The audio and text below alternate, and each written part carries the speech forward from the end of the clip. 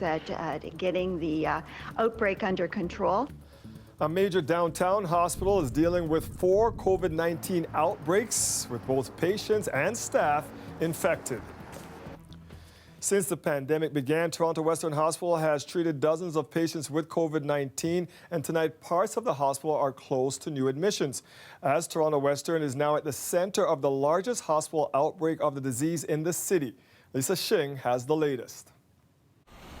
Toronto Western Hospital is reporting 4 outbreaks, 2 in dedicated COVID-19 units and 2 in internal medicine units.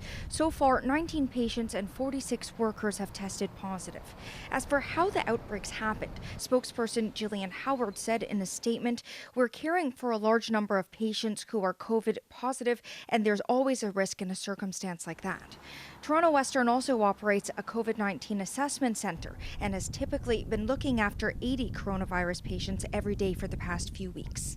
They have their own control procedures, of course. Those procedures include deep cleaning, working with staff on proper ways to wear and remove personal protective equipment, and testing workers and patients. In March, the province loosened rules to allow staff to move between units and hospitals. It also increased their budgets to deal with the pandemic. They are following the accepted procedures. They are doing the right things at getting the outbreak under control, but we have been providing them with assistance in many ways. Out of a total of 2,000 staff who have been tested within the Greater University Health Network, 79 staff have tested positive and 63 of them have recovered. No new admissions are allowed to the 4 units right now. The hospital says it's always reviewing its practices, increasing cleaning and doing additional testing to protect patients and staff. Lisa Shing, CBC News, Toronto. The number of healthcare workers falling ill with COVID-19 keeps rising. So far, close to 3,000 hospital and long-term care workers have been infected in Ontario, and at least 5 have died. Now, a major union is calling for both a public inquiry and a criminal investigation into the deaths of staff and residents at long-term care facilities. Lauren Pelly now with the latest. And I want to be a nurse, but I didn't sign up to be a nurse to die. This porch was Pamela's sanctuary while she battled COVID-19, enduring weeks of dizziness and struggle sleeping. We're protecting her identity over concerns about her job security. I put my entire family in jeopardy that they could have had this. Until mid-March, clients at the long-term care home where she works were allowed to come and go to outside appointments. Pamela believes one resident brought the virus back. I was exposed to this resident for at least 7 days before he started showing symptoms. Across the province, the number of infected healthcare workers rose from around 450 in early April to nearly 3,000 a month later. These frontline staff now make up roughly 16% of all cases in Ontario. Today, members of a healthcare union held a memorial for 3 personal support workers who have died so far from COVID-19. The union is also calling for a public inquiry and criminal investigations into all long-term care deaths. Every single person that goes to work should return home to their families healthy and alive. And that's what we're saying. Enough is enough. The province isn't committing to an inquiry just yet. We've been able to move some hospital staff, frontline healthcare workers over to long-term care. We've called the military in. We're pulling out all stops. Pamela believes more could have been done early on. From the minute this pandemic started hitting Ontario or Canada in a whole, we should have stopped all the appointments. They're not urgent, they're not necessary. Now, after a month of isolation, Pamela has had 2 negative tests in a row, but she says all frontline workers are still at risk. Lauren Pelly, CBC News, Toronto. Premier Ford slammed some of Ontario's local medical officers of health today, saying they aren't getting enough tests done. I'm disappointed on the chief medical officers in certain regions. I'm not going to name them. They know who they are. Start picking up your socks and start doing testing. I don't know what the big problem is with them testing. It's frustrating as anything. So sorry, but it gets frustrating. They need to pick it up, and as simple as that. And we'll be speaking to them over the next day or two and find out the reason they just are not testing. After several consecutive days of the province hitting or exceeding its 14,000 tests per day target, only 10,000 were completed in the last 24 hours. It is the lowest total in 5 days. Ontario's Chief Medical Officer of Health, Dr. David Williams, said the low number might be due to a number of issues. Had trouble the weekend with some had been ready to go, but the swabs did not arrive to do it. There's some got new swabs they hadn't seen before, and there seems to be some shortages in areas, and we're still trying to address that. So there's supplies, there's coordination, there's data entry, there's procurement of the samples being sent in, and the testing that. So it's a system-wide approach, and I think that, and I agree on the aspect there. If there are aspects that are not up to speed, we want to go after all those ones there and saying, how do we fix those issues? We don't need excuses in that mind. We need solutions. In terms of COVID-19 cases, Dr. Williams said today marked the third consecutive day of downward trending numbers.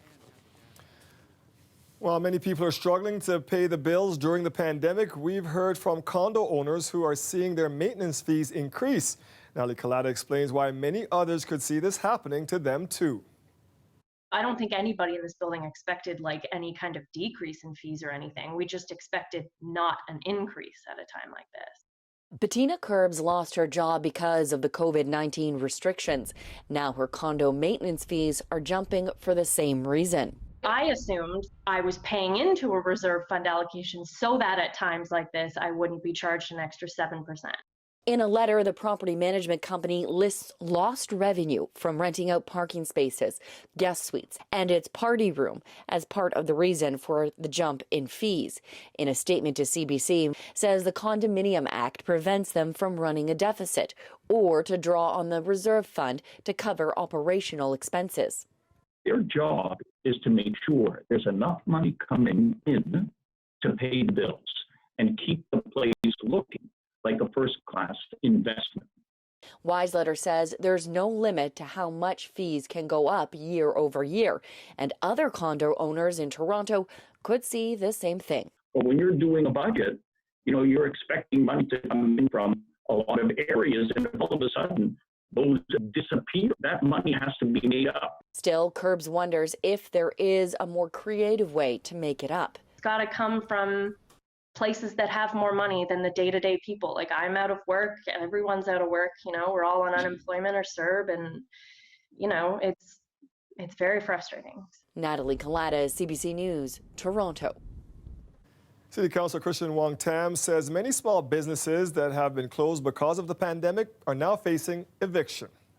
Commercial landlords are making moves to evict them for non-payment of rent, and at the same time not applying for any of the financial benefits that are being made available through the federal government administered provincially. According to Wong-Tam, surveys indicate over 70% of small businesses in the city will not be able to make rent in May. She says commercial landlords are not applying for the assistance being made available to them, but are instead looking to evict businesses. Wong-Tam and local business owners are calling for the province to put a moratorium on commercial evictions and to do more to help struggling local businesses. You might remember a new family moving into the beaches last month. A family of foxes have come out near the boardwalk, and the new neighbors have created a lot of hype with people feeding the animals and getting close enough to snap a few pics. But the city and Toronto Wildlife Centre are asking people to leave them alone, putting up signs and barricades, asking people to keep their dogs on leashes also, and not to approach the fox family, as it makes it hard for the foxes to raise their young. If you see anyone getting close to the foxes, the city is asking you to call 311.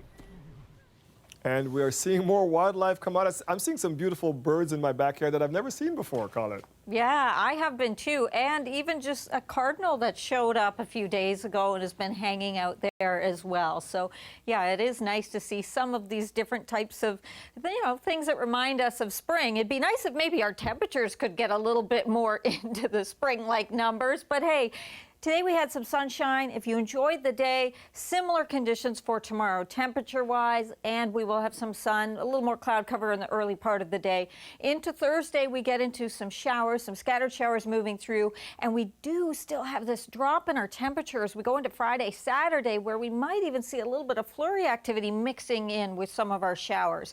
These are the current temperatures that we have for you. 8 degrees now in Toronto and Mississauga and Oshawa. You see a few other areas still coming in with their temperatures at 10 degrees or a little bit warmer than that. Some of that cloud cover that's been mixing in, we've had a little more cloud cover late in the day than we had earlier, and our projections show you we'll continue to have that moving in through the overnight. So mostly cloudy tonight. That means it'll be slightly warmer than it was last night when we dropped down to freezing. Tonight we're going down to about 3 degrees, and then we'll see some of that cloud moving away so that we get back into more sunshine tomorrow, especially for the second half of the day. Now into Thursday, in the morning, a slim chance for some showers, and in the higher elevations northwest of the GTA of some flurries then, but otherwise it's mostly later in the day we have the greater chance of seeing some scattered showers Thursday, and the GTA doesn't have that chance for flurries till we get to Friday. I'll fill you in on that coming up, Dwight. Tomorrow's high, though, 12 degrees, and we'll have some sun.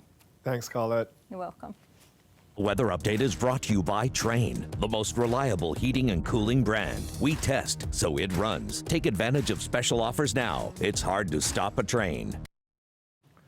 Today signifies a special day in the Netherlands. Liberation Day is celebrated every year on May 5th. It marks the end of the occupation by Nazi Germany during World War II 75 years ago. But it is also a day of celebration for many Canadian veterans who were in Holland during the war, including 98-year-old David Ramsey. His family created a special type of quarantine celebration for him this year.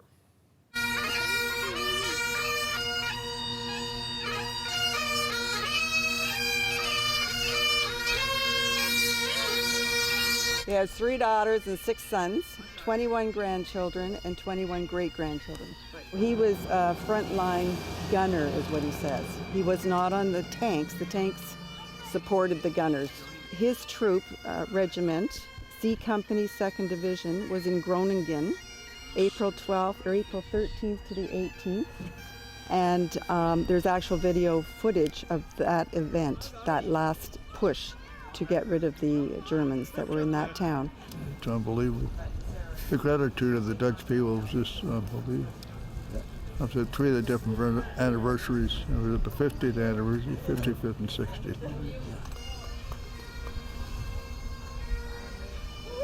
Thanks for coming. The community all just came together so quickly. We just had the idea about a week or so ago, and everybody wanted to get involved.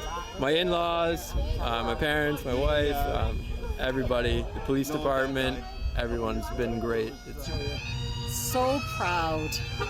It's quite something to celebrate, especially when he can't be there for 75th anniversary, and for him to be like the last living. That's quite a celebration and to honor, and to have this celebration with COVID going on, it's heartwarming. And for such a small town to honor him this way is wonderful to see. I'm doing 110%. We are pretty close, and so right now it's kind of tough that I can't get over and have our weekly beer together, but hopefully when this is all done, we'll get back to our old ways.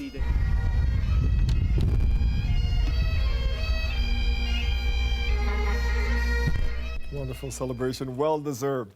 Long-term care homes have been particularly hard hit by the virus, but we're also hearing some stories of survival. A 100 years old Viola Pollard, better known as Mickey, was one of Ontario's oldest patients battling COVID-19. Well, the battle is done and she has tested negative for the virus.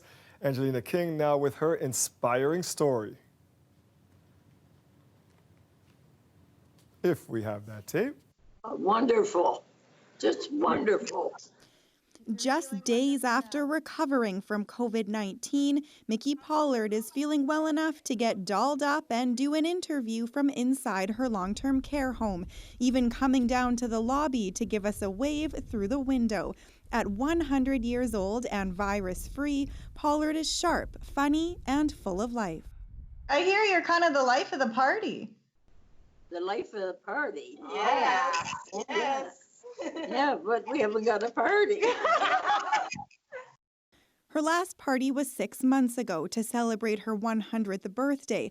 She agrees this calls for another celebration. And I found out, and I was so happy. Now that she's feeling better, she's back to her old self. She's always looking to socialize, always cracks a joke. She loves to be around people and is always willing to help. Pollard loves bingo and has organized fundraisers for the nursing home. Staff say in the early days of the pandemic, she was quick to remind fellow residents of the health and safety protocols, meanwhile always ensuring she looks her best. But right now, she's a bit concerned that the home's hair salon isn't operating. Oh, yeah. I'm always worried about my hair all the time, but sometimes I don't have it just right. Every day she goes in and she looks for her lipstick, and whatever she's wearing, gray, blue, black, she has beads, her matching beads that goes with her outfit. According to her, you never know who you're going to run into. With that spirit, her family was not only devastated, but surprised when she got COVID-19. Because she's so tough. I thought, knowing her, she will get past this and not be a victim of COVID-19. She's a survivor. But after the diagnosis, Stewart expected the worst. She credits the nursing home staff for her mother's recovery, and Pollard just as grateful. I've met some wonderful people here, and I said they just treat me nice. What's the biggest lesson that you've learned from your mom? Resilience. Yeah, definitely. My mom has gone through so much in her 100 years. And she has lost 3 of my siblings have passed, and my father. When we fall apart, she's the rock. Once again, Mickey Pollard proving her strength and her zest for life. Angelina King, CBC News, Mississauga. Thank you, Mickey. An important part of the story of COVID-19 is what happened before, the lives victims lived before this virus struck. CBC News is telling those stories through a series called Lives Remembered. Tonight, we focus on Clark Campbell through the memories of his wife. My name is Gail Campbell, and I lost my husband, Clark Campbell, to COVID on April 14. He had turned 76 2 days before that. Clark was the best thing that ever happened to me. I met Clark on a blind date when I was 19 years old. He was a civil engineer, but his first love next to his family and any dog was woodworking, being at the cottage, loved to fish in the lake every day and caught nothing usually. And then one day he caught the biggest fish I ever saw in my life. And everybody was congratulating him, and all I could think of was, oh my gosh, how am I gonna cook this? He was kind, he was gentle, and funny as heck. Oh my gosh, we laughed every day.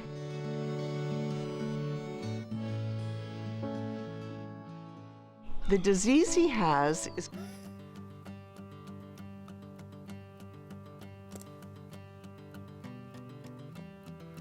Clark Campbell's life, one of thousands claimed here by the virus, and through Lives Remembered, we're trying to tell those stories and as many of them as we can. If you'd like to share with us the story of a loved one you've lost, reach out to us at covid@cbc.ca.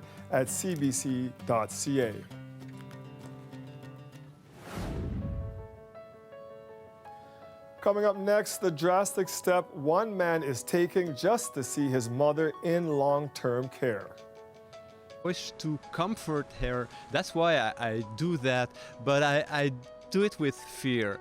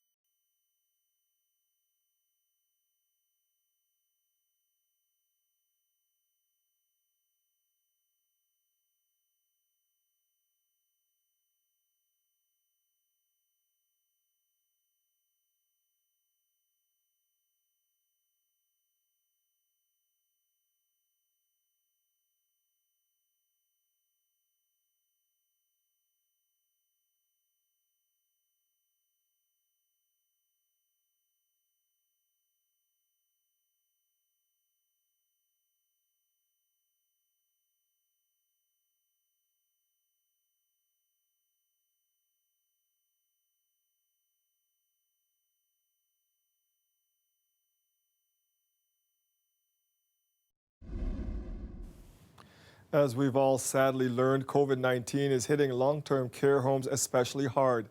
In Quebec, the situation is so desperate, the Premier is calling for volunteers to help out. Sean Henry spoke with a man who signed up because it is the only way to see his mother. It's the first day of work for Gilles Goulet. He was hired to help patient attendants at the CHSLD Jean de Lalande. This is a paid position, but the ultimate reward is to see one particular patient, his 88-year-old mother. I wish to comfort her. That's why I do that, but I do it with fear. Caregivers were banned from the province's long-term care facilities in March. Goulet arranged telephone calls so he could at least talk to his mother, who has diabetes and Alzheimer's disease. He was also one of the thousands who signed up on the province's Je Contribue website. Goulet says it wasn't an easy process. By the time he was offered a job in the west of the city, the province relaxed its rules. So he passed up that job, waiting to get closer to his mother instead. So I do it first for my mother, but I know that if I do that, I will have also to help other elderly people, and it's all right. I will help. Since then, Jeanne Leblond tested positive for COVID-19 last week. She was moved to the hot zone of her long-term care facility. Goulet was finally allowed to see her the day he showed up for training. You can see your mother very shortly. You cannot sit with her. You cannot stay with her. You say, "Hi, Mom," and that's it. And you leave. Goulet was told he'd be assigned to his mother's floor. He's still hoping that will happen. But there's a risk involved that he too could contract COVID-19. It's why his employment has conditions. I don't want to take the risk to be infected without to see my mother. Because of her Alzheimer's, Goulet says his mother doesn't know she has COVID-19 or that she could die. He thinks it's better that way, but he's very worried. And getting a job in her home is his way to make sure he can be there for her no matter what. Sean Henry, CBC News, Montreal. For those not taking that drastic step to see their loved ones, technology has become the only way to see and speak with residents in long-term care homes. Some families would like to keep an eye on them through cameras and microphones, but as David Common discovered, some facilities don't want to allow that. I know you miss us, right? We miss you too. This is now the only way Robin Nelson and her sister can speak with their mother. Hi, Mama. And only when staff at her care home are able to set it up. Did you have a good sleep last night? She is definitely suffering. She's not the same as she was before the lockdown. Across Canada, people are desperate to see inside closed nursing homes. So Robin wants to install a camera in her mom's room along with a two-way radio to coach her through exercises. So she's not alone. She doesn't feel alone. She's asked the home, but says they've rejected her camera. And this seniors advocate and lawyer says the home is wrong. These cameras are illegal from the video side of it as well as the audio side of it. Most gut-wrenching thing. Daniel Nasrallah knows all about it firsthand. A camera caught his own grandfather being abused by staff in a care home. If you're not doing anything wrong, if you are providing proper care services to the resident, and if everything is kosher, then why have an issue with a camera being installed in the room at the family's request? Extendicare, which runs Robin's mom's home, tells CBC News we take no issue with situating a camera recording device, but not one that would stream or record audio because it could impact a reasonable expectation of privacy for the neighboring room. That's right. You've got to swallow. But many lawyers say the home cannot block it, that families could post a sign to warn others a camera's in use, but that now, especially, is the time for a camera and mic. Do you remember how much I love you? Isolation is killing our seniors, and something like a two-way talk camera could really help. And it's not just my mom, it's so many other people. Hopefully I'll get to talk to you again tomorrow. With the pandemic worst inside care homes, it may be the only way some families can connect. Bye for now. David Common, CBC News, Toronto. Montreal's hospitals are taking a futuristic step to keep patients safe. This is a disinfecting robot. It uses UV light to kill bacteria and viruses on surfaces and in the air. The robot's GPS helps it memorize the room so it doesn't crash into objects. It's just being tested for now to see if its cleaning skills are worth the $120,000 price tag. After the break, details on new funding to make sure Canada's food workers are safe and productive during the pandemic. These measures represent a $252 million investment to support the people who keep our grocery stores stocked and our families fed. But could it leave local farmers here in Ontario behind? That story next.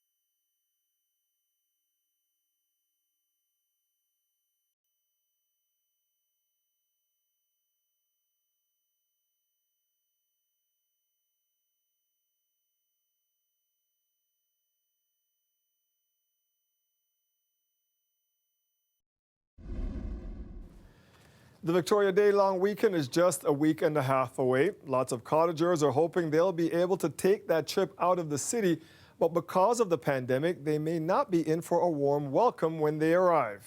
Farah Morelli spent the day in Muskoka Lakes. The serene sights of Ontario cottage country, placid waters and green space. It's this kind of scenery that Jenny Bourne is trying to get to. We cannot go there and use our cottages. We cannot stay there. We cannot have anybody come and join us there. Bourne has a cottage in Haldeman in Norfolk County, but it's officially banned out-of-town folks from coming to their secondary residences. It's extremely frustrating. We pay a lot of money to be able to have this property. Premier Doug Ford said today he hears those concerns. I'm getting calls about why should I pay my taxes if I'm not allowed to go up to my cottage? I understand it. Here in Muskoka Lakes, the municipality hasn't banned seasonal residents from coming up to their cottages, but it's been the source of a lot of tension. On one hand, local businesses rely heavily on seasonal residents, especially this time of year, while others believe it's simply not worth the risk. There have been some cars with notes left on them saying, please go home. We don't want you, which is not the community that we all really want here in Muskoka. Muskoka Lakes Mayor Phil Harding says fears over COVID have polarized some members of the community. The people who are here year-round certainly need the seasonal people to do a lot of the extra work. The seasonal people certainly need the local people to help do the work. So we really need to work together and become one community through this. And when they first came, they were tearing up the whole store, and there was nothing left. And so people in our community were getting quite annoyed by that. The common sentiment here, when the pandemic was first declared, the large influx of seasonal residents caused problems. But that's subsided. Now that it's, like I said, the panic thing is over, I think it's calm now. It's fine, you know, and everybody's paying attention to the distance thing. With May 2-4 weekend around the corner, it's businesses like this marina that want seasonal residents back, especially after not being able to operate during last year's holiday weekend because of flooding. So we were really hoping this year with the early ice out and stuff that we would be up and rolling and, you know, make up for the losses that we had last year. How the community navigates the waters ahead largely depends on the province's next move. It's meeting with regional mayors this week. Farah Morali, CBC News, Port Carling. Farmers have been asking for help for weeks. Today, Ottawa answered. The government is pledging millions of dollars in pandemic relief for the agricultural sector. But as Lorenda Redekop explains, there's concern tonight that small local farmers are being left out. This organic farm mainly provides salad greens to restaurants, but the owners say 2/3 of that business has dried up. Yeah, for us it's really scary. Like, we just really don't know, and our customers don't know. So many of our restaurants are saying if we can even open, it may be August, and we're seasonal. She says they're trying to adapt and sell more to grocery stores and do home deliveries, but it's not an easy shift so quickly. Their foreign workers are now approved, but weeks behind schedule. Plus, there's uncertainty from the food distributors that pick up their food. They're really in trouble. It's limiting their ability to even pick up on our farm and how many times a week. So we actually have no idea how bad it's going to get. She's not convinced the Prime Minister's announcement will do much to help farms like hers. Taken together, these measures represent a $252 million investment to support the people who keep our grocery stores stocked and our families fed. The money includes help for beef and pork producers, including help accessing PPE, and a plan for the government to buy food and take it to places like food banks, so food that can't be sold isn't wasted. We know that there is more to do, and we will keep working with them to determine exactly how we can best help.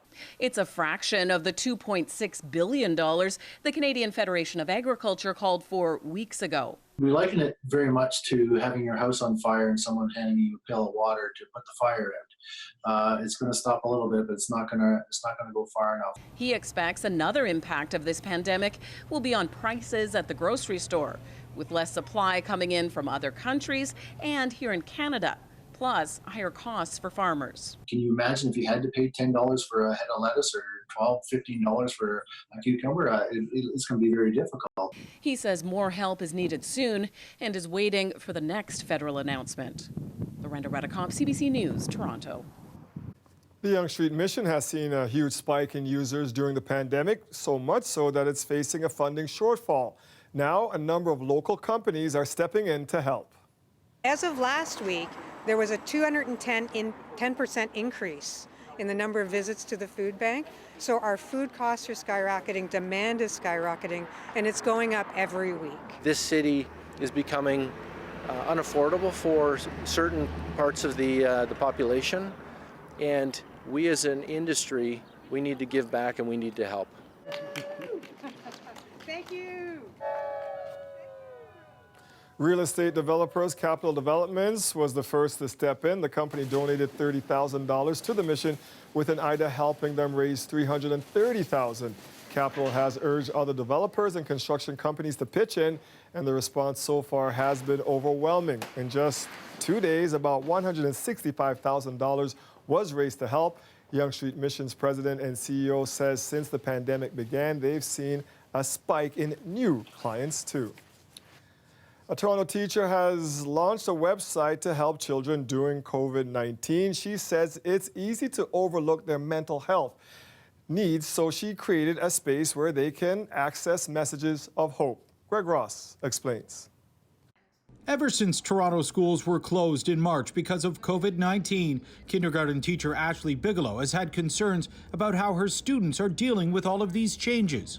Kids' mental health is, a huge need, and it's not really discussed as much as a lot of people would like it to. After reading that calls to kids' helplines had drastically increased in recent months, she decided to launch a non-profit site with one simple goal: to reach as many kids as we can that are going through really uncertain times. So we know that there's a need there, and just to let them feel heard and let them know that whatever that they're feeling is okay, and that we're all in this together. With the help of her friend and marketing expert Greg Fretz, they came up with the name thegoodviral.com, as opposed to the bad virus that is forcing everyone to stay home. The Good Viral is something that spreads positivity, it pays it forward, it spreads joy.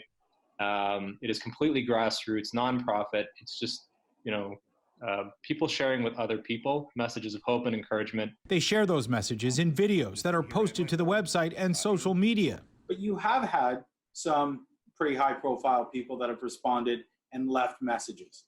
Yeah, we have. Just before this interview, actually, we had Julian Wright, a former NBA player, played for the Raptors, submitted his video. We've had Junkyard Dog, former Raptor. I want to send a message to all of you out there locked in the house but still getting your schoolwork done. Hey, we're going to make it through this. We've also had Hal and Joanne McLeod. During your time at home, we'd like you to take the Body Break Challenge. 50 jumping jacks, 50 push-ups, and 50 sit-ups. But it's not just celebrities. It is a platform where kids can also hear words of hope and messages of hope, but can also contribute and inspire kids around them. Like 5-year-old Micah, who was so inspired by the messages, she shared her own. But we could still see each other by having video calls and playing on the video call. Bye, I love you. And while the website was launched because of COVID-19, Bigelow and Fritz say there's no reason why it can't continue when this is all over. Greg Ross, CBC News, Toronto. No reason at all. Now, the annual Ride for Heart charity event will go ahead this year, but it is going to look very different.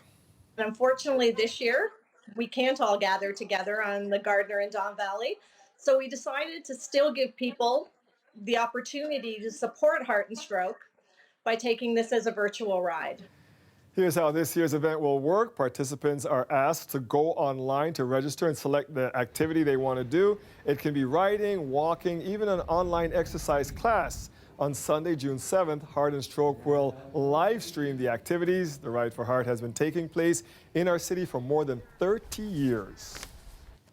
It was opening day for baseball in South Korea, and it all began with a socially distant first pitch. You've got to see this. Yes, the boys in the bubble, instead of throwing a ball, a 9-year-old lets him inside a giant clear ball walk towards the catcher. South Korea's baseball season was delayed 5 weeks due to the pandemic. Players, umpires, coaches, and even cheerleaders wore masks, and as for the fans, they weren't allowed in. But pictures of mask-wearing fans were attached to some seats with a sign saying, "Fans, we are waiting for you." South Korea will further relax social distancing rules starting tomorrow. With more businesses reopening, amusement parks and movie theaters are beginning to accept guests again. The country has largely managed to bring the coronavirus outbreak under control. And this past Sunday, South Korea reported just 13 new cases.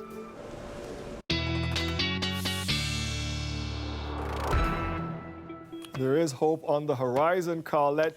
Today, I heard a meteorologist on the radio, and they were giving the seasonal temp and then what the actual temp was. And she sounded so sad, like it was her fault. I felt bad for her, Colin. I guess sometimes it's hard for me to hide what I'm feeling about these temperatures. And it's so interesting because they're already running below seasonal, and what do we get? Cooler air that's coming in at the end of the week. But we are going to see some improvement for Mother's Day. So let me take you through the whole scenario, and I'll try and be upbeat about it.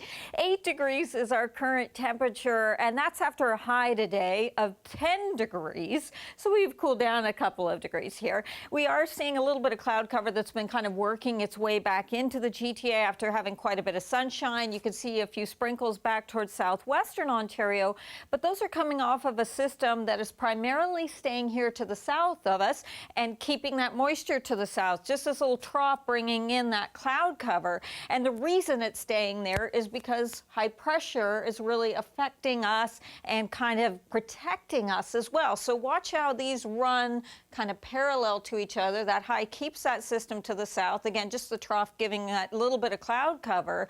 But then what happens as we're getting closer to the end of the week, some cold reinforcing air wants to come in. Now, as we go towards Thursday, it's not going to be here yet because we'll have a southwesterly flow, a few flurries into the higher elevations northwest of the city, but really it'll be some scattered showers moving in Thursday, the greater chance being into the afternoon and evening hours. And then it's going to be Friday when that next batch of cold air moves in. Overnight tonight, it is milder than it was last night, so we're going down to 3 degrees here, but off our seasonal by about 2 degrees. And also our high should be closer to almost 17. Here's where we are tomorrow. It's actually still going to be a very pleasant day for your hump day there. And once you get through it, Thursday 12, if not even a little milder. And there's that somewhat cooler air with that risk of flurries Friday night into Saturday morning, but we warm back up on Sunday. Still heading in the wrong direction for a little bit. Flurries. For a little bit. Thanks, Colette. You're welcome. Not your fault. One of Canada's longest running music festivals has been cancelled due to the COVID-19 pandemic. More on Canadian Music Week's decision and how a major Canadian award show is going forward. Next.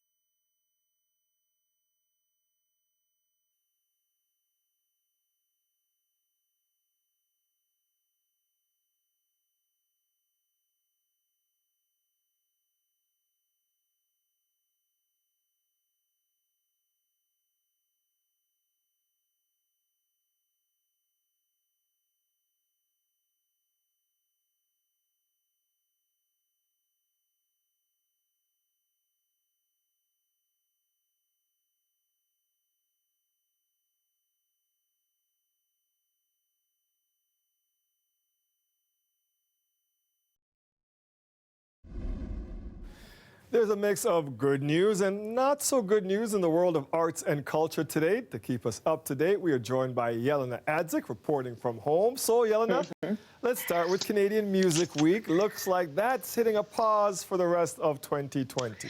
Yeah, you know, Dwight, this is kind of the downer news because this was already rescheduled rather once. It was canceled and then they wanted to get it going for September. I'm going to give you a look at some of the lineup and the footage from last year's Canadian Music Week. So now they're saying that, listen, even with a positive outlook and things looking better, we just think that by September, there still won't be this appetite or perhaps the wisdom to be gathering around in groups that Canadian Music Week usually entails. So they decided, yeah, they're not going to do it at all this year. They're going to have some kind of presentations or maybe some sort of conferences that they might organize later online. No word on that concrete yet. But either way, it is kind of sad news for everybody who just loves Canadian music and wants to celebrate. Hopefully next year will be a big one, though. Fingers crossed. Okay, so let's get to the good news now. Some of us were lucky enough to be up for Canadian Screen Awards this year. That show is going on. What can we expect? Yes, that's right. And I know you're not going to toot your own horn there, Dwight, so I'm just going to quickly mention that you worked on a project that is up for one, so I'm wishing you good luck in advance. But in the meantime, what they've decided to do with the Canadian Screen Awards is go ahead in a different way with these 8 presentations that are happening online. They're going to have various Canadians presenting depending on the category. So I'm going to give you a look at Eric McCormick, for example, because that former Will and Grace star and comedian, he's going to be narrating one of these, let's call it vignettes. They're being creative. They're going to incorporate a little bit of documentary feel, a little bit of film feel. They're saying that they want to move a little bit away from just having stars at home in their living rooms and give you something that's a bit creative. So for the comedy one, because we know Schitt's Creek is leading, that made me think of the levity and the light that can come with this kind of a celebration. And that's what I asked Beth Jansen. She is the CEO of the Academy that makes this all come together. Have a look.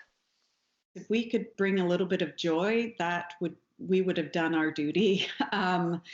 I think that people are escaping through the content that filmmakers are making right now. So we're bringing a little bit of that creativity as well, and we're hopeful that there'll be moments when people will laugh, when they will commiserate, and they'll have small moments of celebration amidst this very non-celebratory time. And you see there, she's trying to make the best of it, just like everyone else. And earlier I mentioned how Schitt's Creek is leading in the nominations when it comes to comedy. So they've got 26. And then if you're wondering in terms of the film categories, leading there is Francois Girard's, it's a movie called The Song of Names. That's got 9 nominations. And like I said, Dwight, you were up there too. So we might just be hearing your name when they call them out. The first night kicks off Monday, May 25th. And as I say, these various presentations, they're going to happen over a couple of different nights. And so since I'll be here with you on that Monday, I'll definitely be bringing us all up to date there. You don't have to even bother writing anything down. I will keep us plugged in. But that definitely is some good news to look forward to. Yelena, a shout out to your production team at home, your husband and your sons.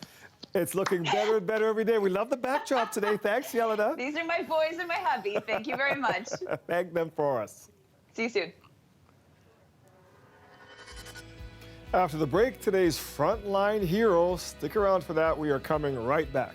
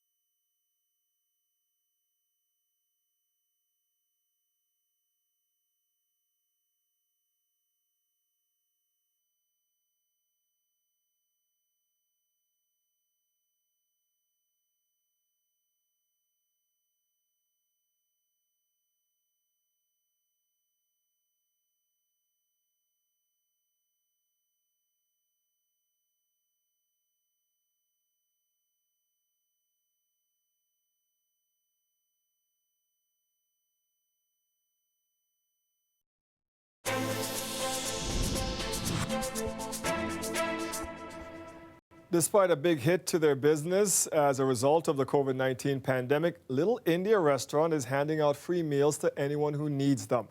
The restaurant on Queen Street West opened in 1995, and its owners say they want to give back to their community.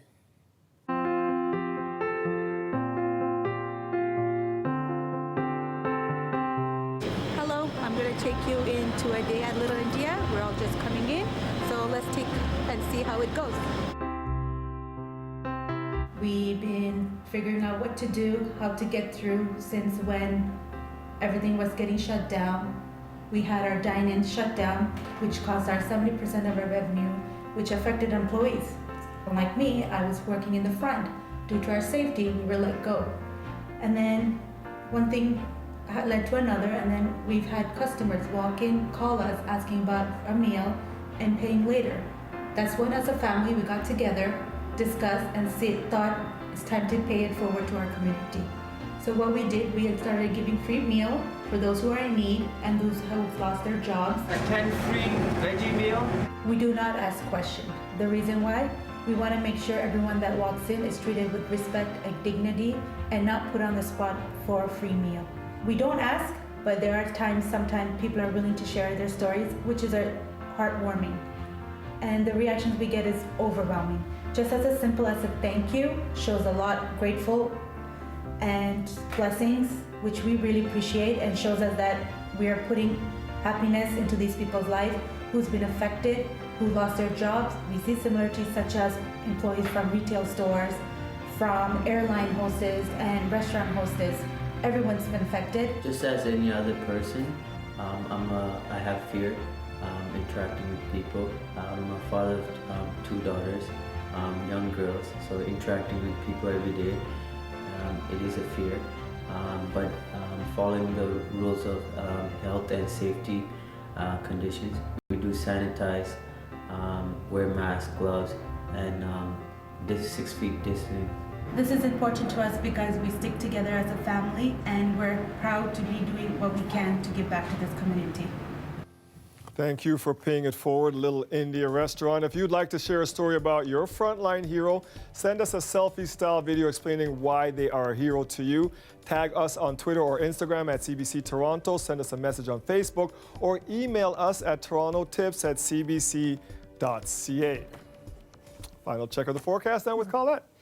Yeah, and that Little India, one of my favorite foods is Indian, and that Little India has amazing, amazing curry. So highly recommend them. Good for them. And good for us. You know, we don't have at least any active weather to worry about, or at least not in the short term. And so, okay, our temperatures are a little bit cool, but it's been pretty nice in terms of getting some sunshine in there. So there's our evening temperature. We're very nearly there.